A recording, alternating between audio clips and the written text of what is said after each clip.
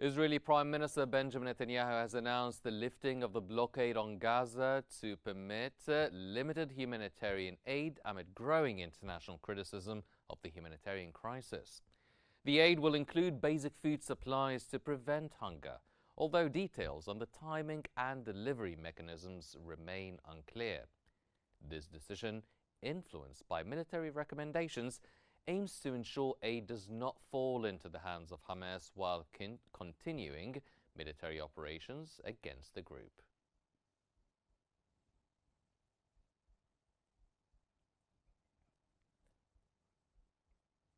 Israeli Prime Minister Benjamin Netanyahu has stated in a video message that Israel intends to take control of all of Gaza and prevent Hamas from looting aid.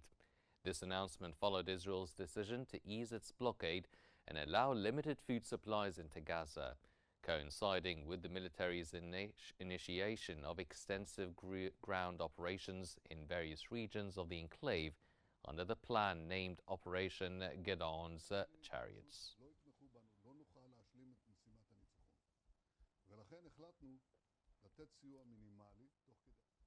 Israeli Finance Minister Bezalel Smotrich has stated that the aid designated for Gaza will not reach Hamas. Smotrich emphasized that no assistance would be delivered to Hamas, labeling contrary claims as false and questioning their motivations. While acknowledging the need for basic food and medical supplies for Gaza's residents, he insisted that none would benefit Hamas. He noted that significant changes are forthcoming, with the Israeli occupying army making efforts to direct aid to southern Gaza and potentially to third countries, asserting that this will alter history.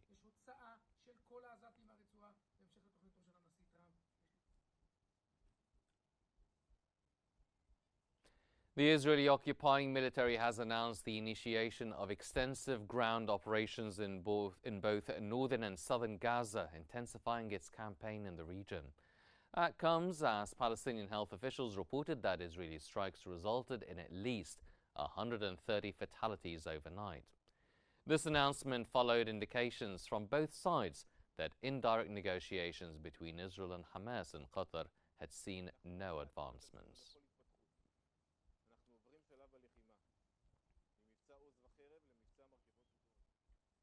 The Israeli occupation military says it has struck more than 160 targets across the Gaza Strip in the past 24 hours as part of its ongoing offensive.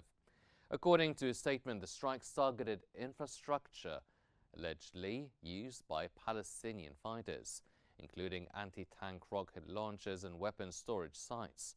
The operation marks a continuation of Israel's expanded military campaign in the territory.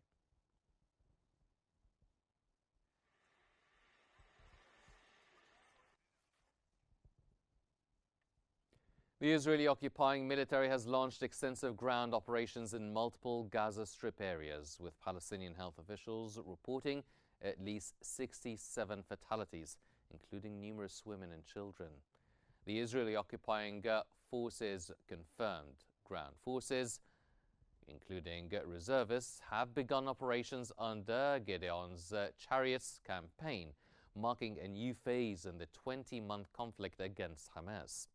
Israeli military chief of staff Eyal Zamir emphasized the operation's goal of breaking the capabilities of Hamas.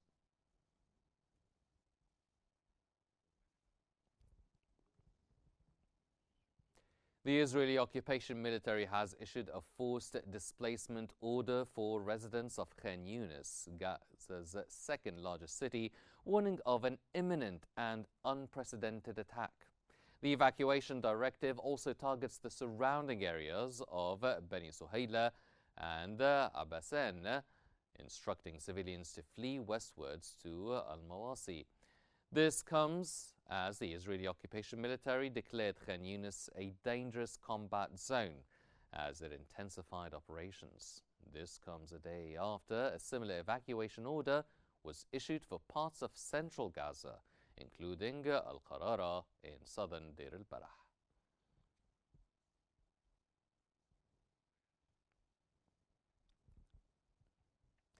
Palestinian casualties from Israeli airstrikes were transported to Nasser Hospital in Qnews, Gaza. That comes as smoke rose behind tents as explosions echoed in the background, highlighting the ongoing violence in the region.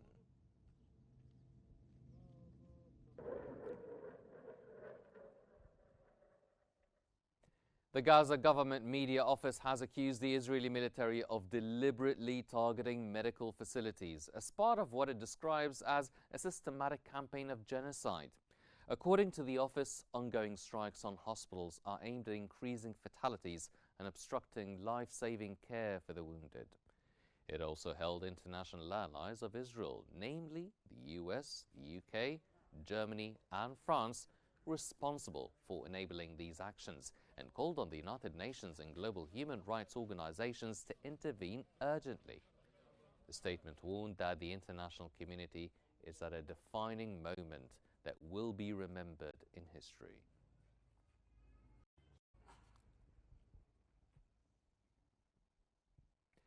The Gaza Health Ministry has reported that Palestinians examined the medicine warehouse at Nasser Hospital following an Israeli strike. Medical supplies were found covered in debris, and the hospital director stated that over 500 patients currently in the facility are unable to receive necessary health services.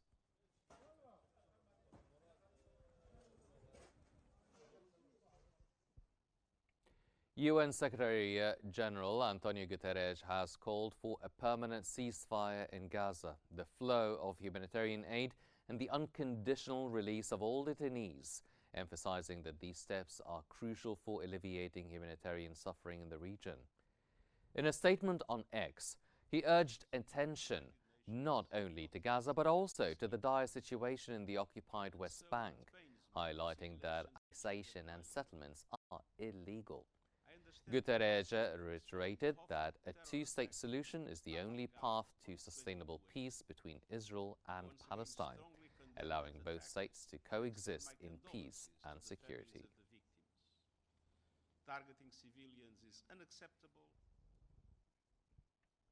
The Turkish Foreign Ministry has called for an immediate halt to Israeli military operations in Gaza and urged the entry of humanitarian aid, demanding a ceasefire. In a statement, the ministry noted that Israel's escalation of attacks during ongoing negotiations undermines all efforts for peace and stability, indicating that Israel does not intend to achieve lasting peace. The ministry urged the international community to take effective and decisive action against Israel to establish regional peace and security in line with its legal and humanitarian obligations.